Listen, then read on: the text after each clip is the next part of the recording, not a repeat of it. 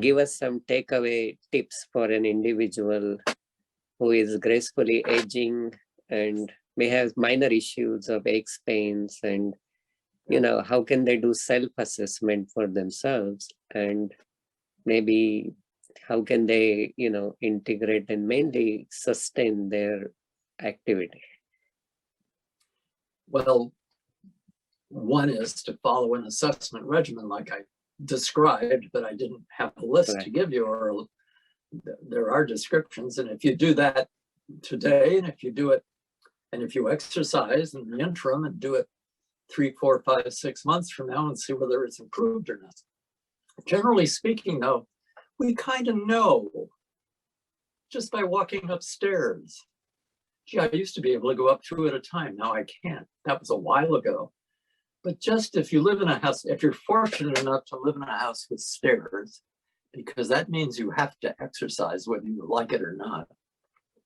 I'm fortunate enough to just try to go from the top to the bottom, time how long it takes you.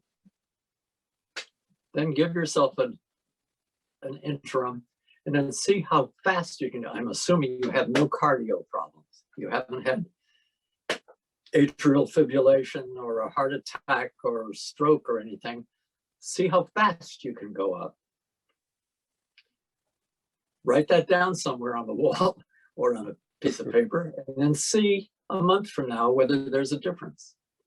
If you haven't done anything, if you just sat on your butt for a month, guaranteed you can't do it better. It would take you a longer time. But if you move around, if you walk up and down stairs, my brother, who was 102, would conscientiously walk up and down stairs 6 times every day. And he was amazing. I mean, he had quadruple bypass, but that wasn't because he couldn't walk. It was because his heart was clogged. So, but nevertheless, that's little games you can play with yourself to prove to yourself you're either getting better or worse. And if you have the guts to take some form of positive action to overcome it. But it's hard because our natural predilection is not to do it.